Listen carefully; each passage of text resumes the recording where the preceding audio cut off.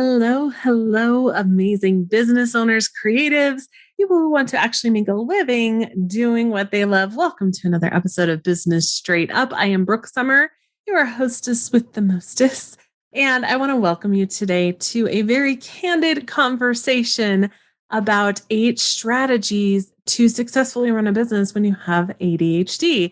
Now, this is actually going to be a 2-part series because there was so much information and I wanted to make sure to get it all to you. So, in this first part of the series, I'm going to give you a little bit of background and how I've dealt with ADHD in my own life, the things that I've seen in my life with my family and with my son. And then we're going to start with strategies 1 and 2.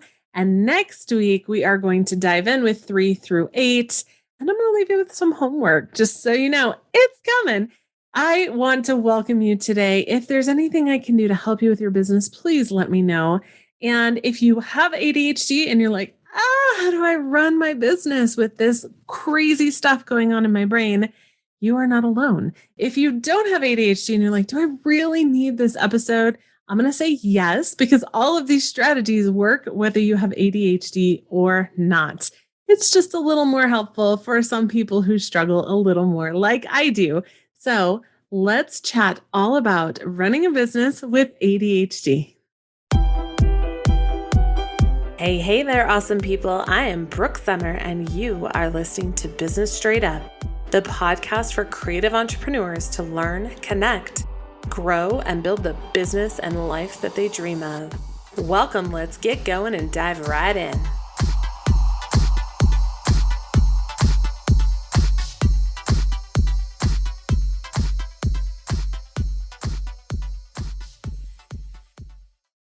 Good morning, amazing business owners, or afternoon, evening, nighttime, whenever you're listening to this.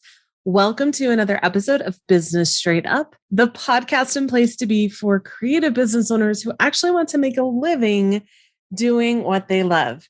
I'm pretty sure that this episode is going to be a really long one, so we're probably going to break it into 2 parts because we are going to talk today about something that I've worked with a lot of people on, even though I'm not an expert. I just offer solutions based on what I've learned.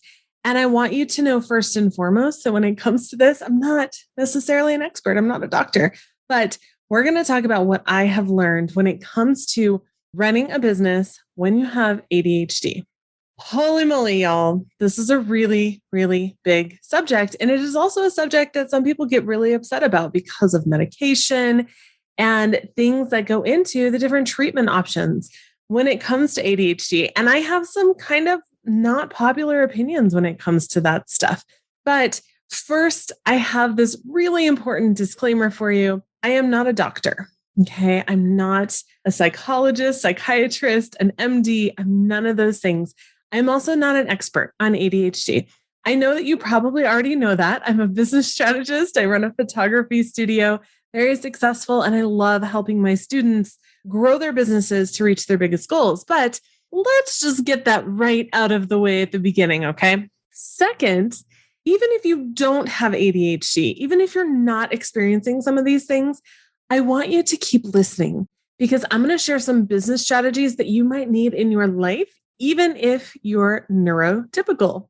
Or maybe you don't have ADHD, you've never been diagnosed, but you hear this episode and you start to wonder. That's kind of what's happened to me, right? Either way, I promise you this episode will be worth your time. Third and last little note before I start, I'm probably going to piss some people off with this episode. I'm okay with that.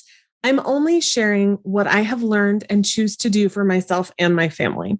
If it doesn't work for you, awesome. Find what does. If it does work for you, awesome. I'm glad I could help.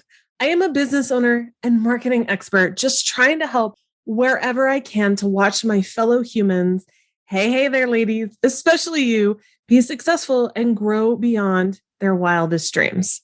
That's all I'm doing. I'm offering you some things that have worked for me. So now that we have all of those things out of the way, let's talk about ADHD. When I was doing some research for this episode, because I knew it was going to be a doozy, I compiled a little well, it's not so little, but a list of people that have or have had ADHD that were crazy successful. And these are people like Walt Disney, Thomas Edison, JFK, Mozart, Serena Williams, Mel Robbins, Agatha Christie, Michael Phelps, Justin Timberlake, Michael Jordan, Will Smith, Richard Branson, Albert Einstein, and Simone Biles. That is quite a list, right? And these people are not the kind of successful as in like American dream, stereotypical, bought a house, had a nice car, 2.5 kids, whatever. Okay. These are people that were crazy successful and also had major contributions, not only for themselves, but for the world, for our country, for our culture, for their countries, wherever they were living. These people were crazy successful. So let's talk about what ADHD means. First of all, if you're hearing me say this and you're like, what the hell is she talking about? Where you been living, first of all. I'm kidding. ADHD is defined as attention deficit hyperactivity disorder. I really hesitate to even give that definition. It is not my definition. That is just the medical definition because I really hate the last word in that, disorder. Because guess what? It's only a disorder because the rest of the world was not designed for neurodivergent people and is literally designed around neurotypical norms.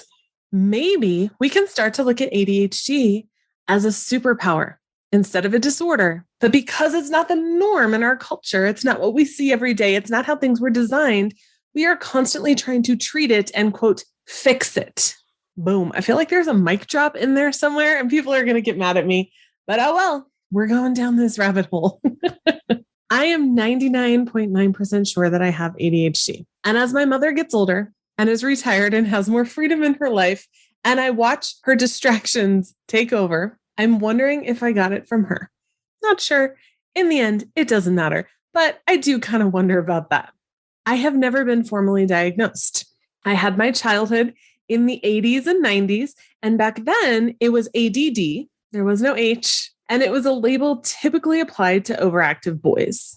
I couldn't find the statistic, but I heard it on my favorite ADHD podcast, which is called ADHD for Successful Women. I will link it in the show notes that you can find at businessstraightedup.com/podcast. I heard that most women, and we're talking like percentages in the high 90s here. I don't remember the exact number. I want to say 97, something like that, are being diagnosed in their 30s and 40s because their sons were diagnosed. And as such, they started to see symptoms in themselves and asked their own doctors. So what happened is these moms are taking their sons to the doctor and going, how can I help him? He gets diagnosed with ADHD. And they talk about the fact that it's most likely genetic. And mom is like, holy shit, this has been affecting me my whole life, but it was never looked at. Now, at the time when we were kids, it just wasn't something that was usually applied to girls. So it wasn't a parenting fail. It's not that anyone was being neglectful or being ignored or that there was a big problem there. It just wasn't usually looked at for girls. And even now in 2022, it's still not a common diagnosis for girls. This is crazy to me. When I was younger, I can't remember any of my female friends even questioning whether they had ADHD, or back then it was called ADD. It shows up typically very differently for girls than it does for boys in many, many cases. And it was often shrugged off, right? Like, oh, she's just daydreaming again. Oh, she's just talking to everyone. It's the impulsivity and the attention and focus issues were just shrugged off for girls, whereas boys were looked at a little more carefully. ADHD is often paired with RSD, which is rejection sensitivity disorder, which means that there is a higher likelihood of being extremely anxious or affected deeply by rejection. And that explains, hey, look at us as women being too emotional and too sensitive, right? There are so many things tied to this. Is anyone else feeling me? Like, is anyone else listening to this going, oh my gosh, maybe. I have never been formally diagnosed, and that's for a few reasons. First, because I don't feel that ADHD is a disorder in my life. This is in big part to the fact that I run my own businesses, which we will talk about more, but also because I've learned to accept myself instead of just trying to fit in somewhere. My mom says that I did this when I was younger too, but I don't remember that. I also don't remember feeling any major heartbreak because I didn't fit in though. So while I don't remember like sobbing in the closet because I don't fit in, I also don't remember trying to fit in. It just was what it was. It was never a huge issue for me. I didn't do weird things to try to fit in. I learned that more as an adult, the pain of not fitting in. And I went through some years, some issues with that. But as I age, I'm letting that go again more and more. It's so funny, the wisdom that comes with that, right? Second, I have never been formally diagnosed because I have arthritis.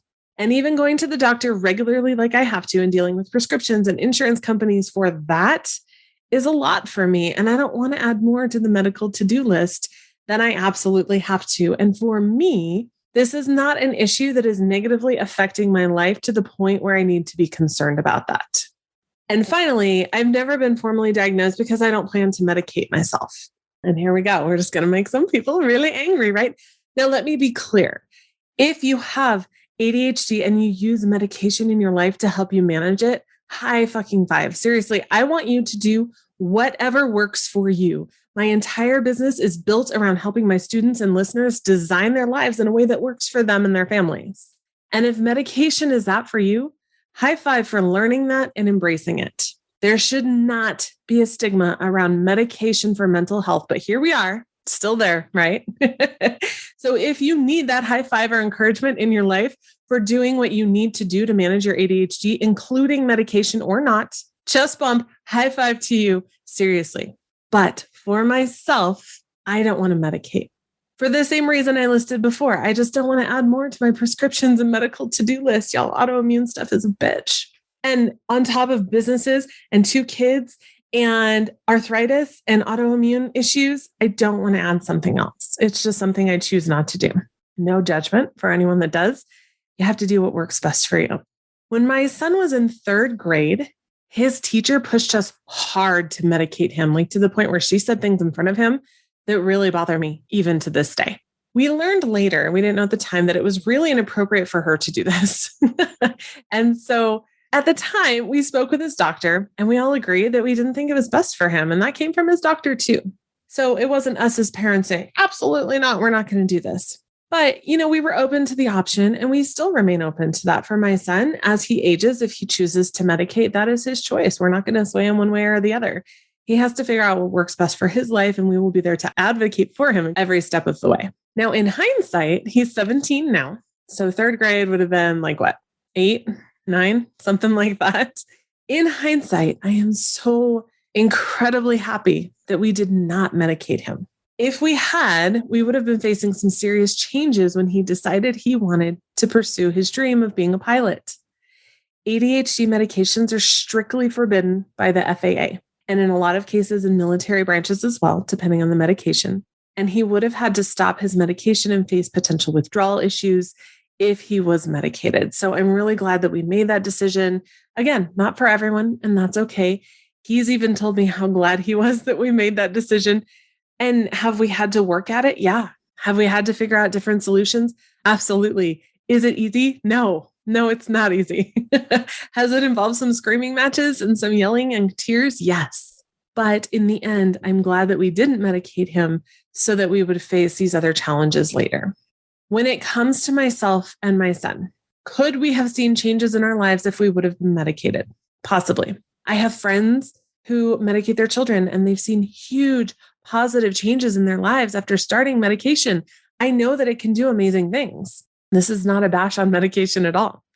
But for myself, it's not something I wanted to pursue. And for my son, it's not even an option based on his chosen career path. Could that change in the future? Maybe. But for now, we choose not to medicate. So this means that we have to figure shit out, right? How can we live as neurodivergent ADHD people in a world that is literally designed around neurotypical norms? Now, this is another rabbit hole about how our schools are designed and the system that it was based on. And I'm not going down that rabbit hole because we're going to talk about business today, but I'm giving you a little bit of background. Because for me, being an adult with ADHD means running my own businesses. For my son, it meant finding alternative school options that worked for him. And we've done both, and we're thriving. But we all have to do what works best for ourselves. Are you tired of hearing that? It's so true. No one is the same. No two bodies are the same. No two brains are the same. No two people are the same. We all have to figure out where we fit and what we need to do to better serve ourselves and our families so that we can be where we want to be in the world. I'm guessing that you're listening to this because you run your own business. Most of my listeners are business owners and creatives. You are my people. And if you're listening to this and facing ADHD, diagnosed or not, there are specific things that you can do to be successful in your business. But all of this comes down to what works best for you. I think that in all of this diagnosing everything, this is what we forget, that one thing that works best for one person doesn't necessarily work for another person. And this is why I hate that it's even called a disorder. I think that's bullshit. I don't think it's a disorder at all. For me, ADHD is a superpower. So many people with ADHD become business owners because then we don't have to fit into the neurotypical norms when it comes to supporting ourselves and our families. And how amazing is it that we live in a world where we can do that? Adults with ADHD are 300% more likely to start their own businesses. And that comes from Garrett Laporto and the Da Vinci Method from 2005. 300%, you guys. So if you have ADHD, you're running a business, you are in good company. Because again, ADHD doesn't have to be a disorder. When you have the opportunity to design your life the way you want and figure things out, it can be your superpower. Here's another quote that hit me really hard from the CEO of JetBlue, David Neeleman, who also has ADHD and has shared quite a bit about it. He said, "I have a hard time doing the mundane things in life. I have an easier time planning a 20 aircraft fleet than I do paying my light bill." And this makes me laugh because it is so freaking true. I have found myself coming up with entire business plans for new businesses, but not logging in to pay one of my bills. Something that would seriously take me all of 5 minutes. And I'm sharing this because I want you to know that you're not alone. So many of my students tell me, I thought it was just me. I thought it was just me that didn't want to make food because it was boring and it didn't give me that dopamine hit. And so I just don't eat. I thought it was just me and that showers are boring and I don't want to do those. And so I just don't shower as much as I probably should, but I do shower, so don't get upset. But so many people think that it's just them, that they're a weirdo, that it's some kind of weird anomaly. And I want you to know that it's not you. I'm somewhat embarrassed to say that when I had a commercial studio in downtown Denver, our electricity was shut off twice in the 3 years that I was there. Was it because I didn't have the money to pay it? No, money was sitting in my account. Not a problem. But it was because I didn't pay it. Not because I couldn't afford to, but because I couldn't be bothered. It was a mundane, boring task that I should have automated and put on autopay, but I didn't. Because at the time, I was still learning how to navigate the fact that my brain works a little bit differently than the rest of the world. Could some people look at the electricity being shut off twice as a failure? Sure. Maybe they might even judge me as a terrible human being or an irresponsible business owner. How can she possibly run a successful business if she doesn't even pay her electricity bill? Clutch your pearls, everyone. Oh my gosh, guess what? I did that to myself too. I promise you, there is no judgment you can cast on me that I haven't been through in the past. I judge myself even more harshly than anyone else ever can.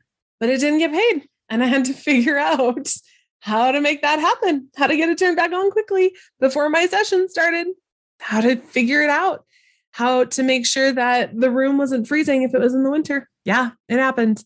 And the reality is that the success of my business is not measured by things like that. It's not measured by mistakes. It's not measured by your mistakes either. Your business is not measured by your mistakes.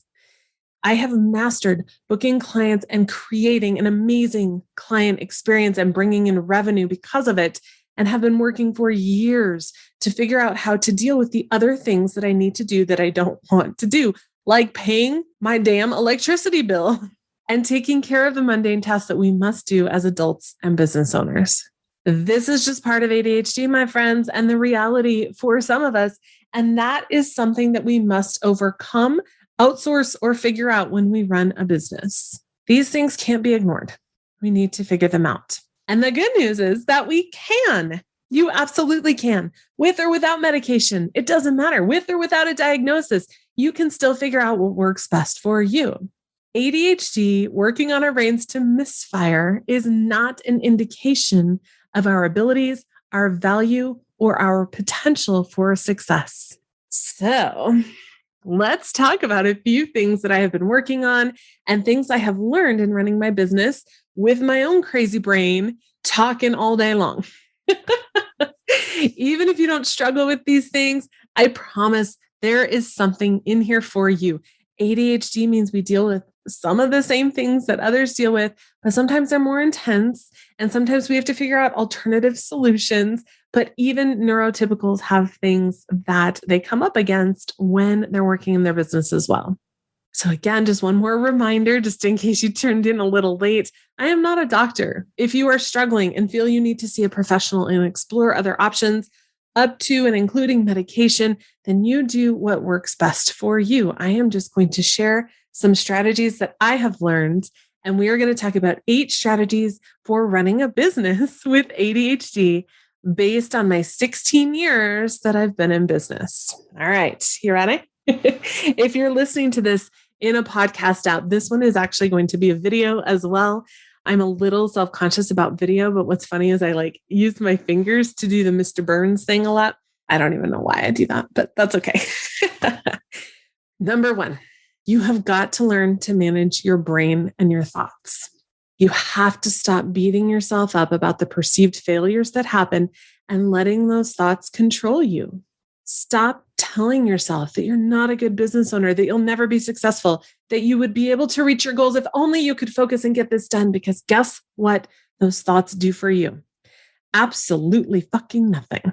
Seriously. If you only have so many fucks to give in a day, you're wasting valuable energy on things that don't serve you. So you missed a bill and the electricity got cut off. What needs to happen now to fix that? Focus on action, learning and moving forward, looking at what has happened in the past so that you can beat yourself up about it, complain about it, or just generally feel awful when you think you're going down the rabbit hole of self-bashing and self-hate. It doesn't serve you. If you really feel awful about something, set a timer for 10 minutes and feel the feels. Get upset, scream, yell, cry, do whatever you need to do. And then when that timer goes off, boss up and do something about it.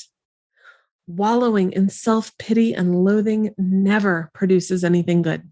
And there have been a lot of studies about this, about trying to improve your life based on shame and beating yourself up. And they have all shown it doesn't work. You're not going to lose weight by telling yourself you're fat and you suck over and over again. You might do it temporarily, but it's probably going to come back. We need to start changing these thoughts to build ourselves up and encourage ourselves instead of shaming ourselves for mistakes and things that have happened. So stop it. Our thoughts and emotions have so much incredible power over our actions and our lives. Learning to manage them can literally change your life. And this is especially important with ADHD. Give yourself the do-over. When you have a thought that doesn't serve you, if you have to, scream out. Did anyone else play field hockey in the middle of the street and be like, do-over? Scream out in your head, do-over, and start the thought over. You have to start learning to manage your brain and get rid of these thoughts that don't serve anyone, least of all you. Number 2. This one's going to have some pushback. I can feel it already. I've talked with quite a few people about that. Even my son is like, oh no, I'm not doing that. But when he did, it helped so much. Number 2 is schedule your days.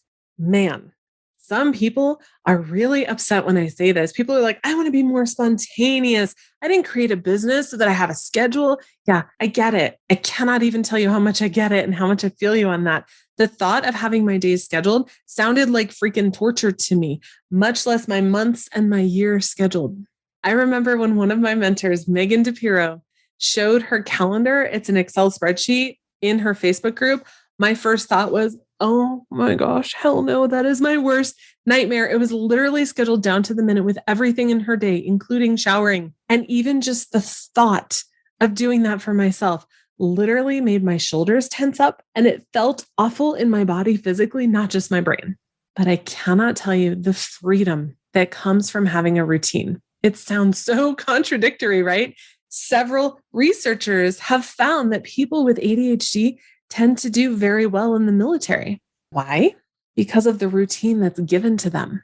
By scheduling your days and honoring your schedule that you set up for yourself, you are able to stay focused on what you said you were going to do, even when you see something else that needs to be done, because that's what we all do, right? We're like, ooh, I should do this.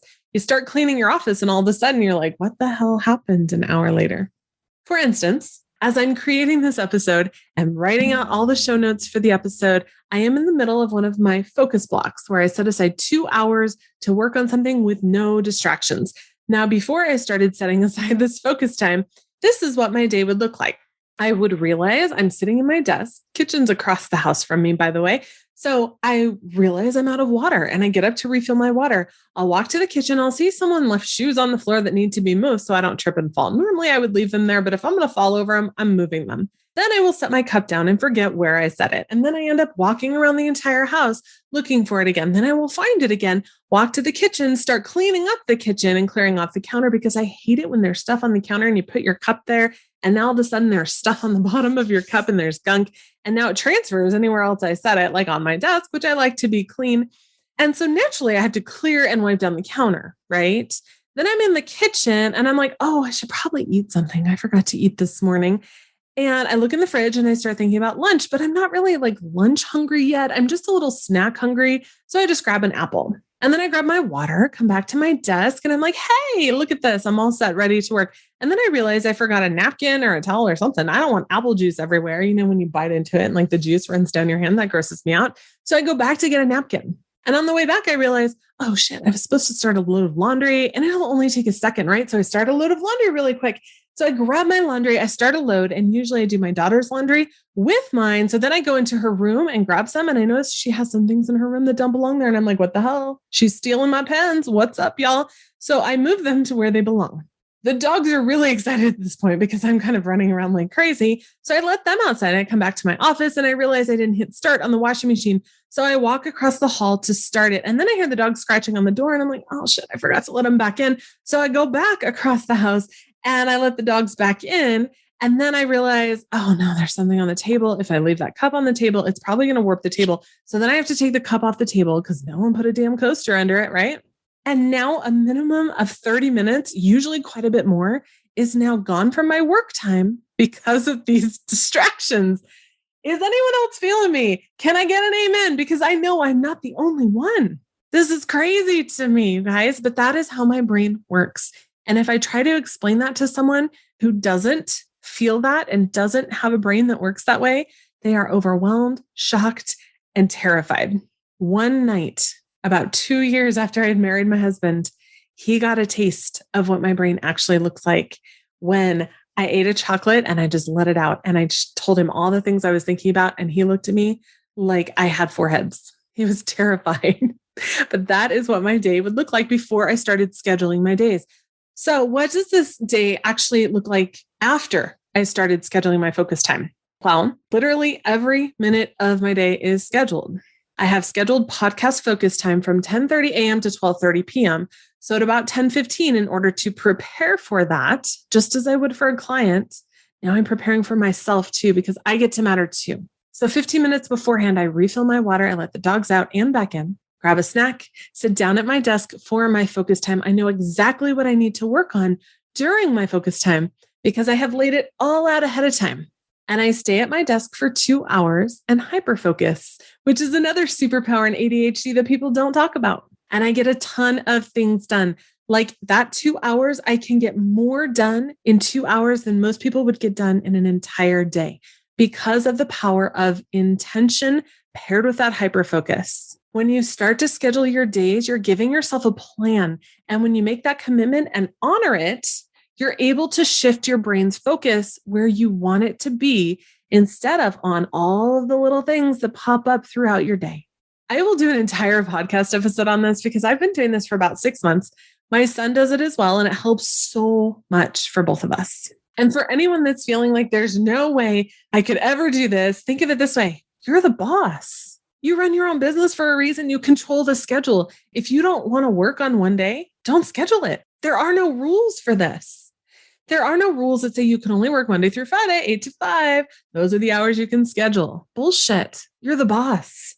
I have decided that this week, today is Tuesday, on Wednesday, I want to take a nap because midweek I start to feel kind of drained.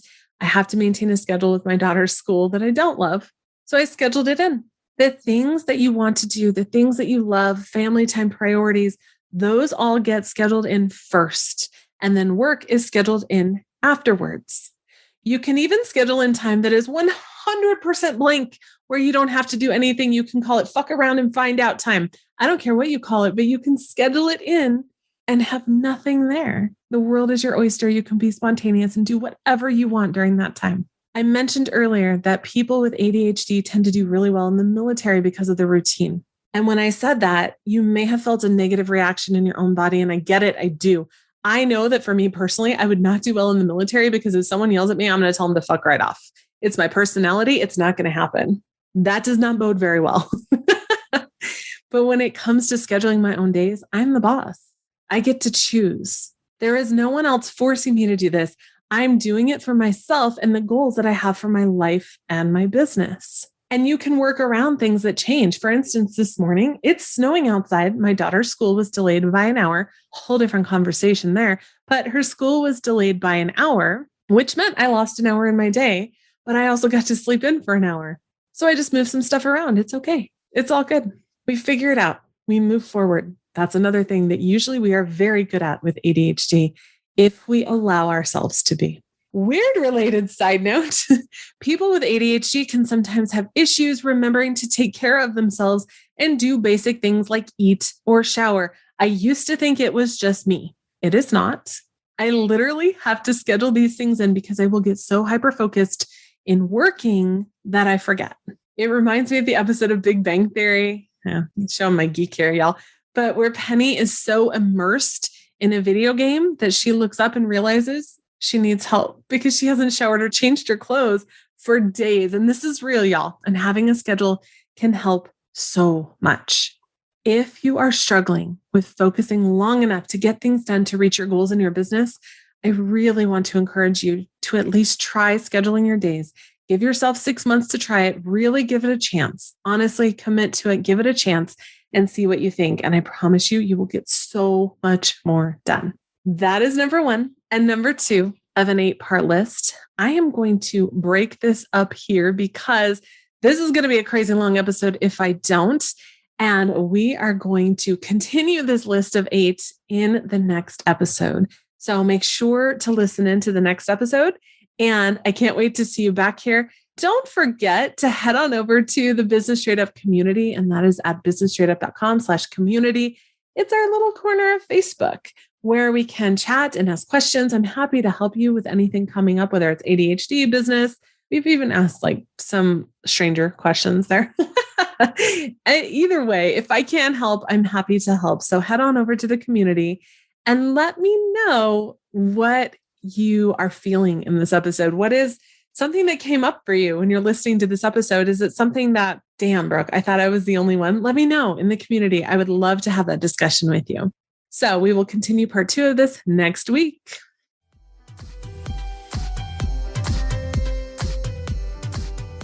Thank you so much for listening to Business Straight Up. I'm so glad that you could join us today. Check out the show notes for this and all of the episodes at businessstraightupodcast.com. And I can't wait to talk with you again. Have a great day.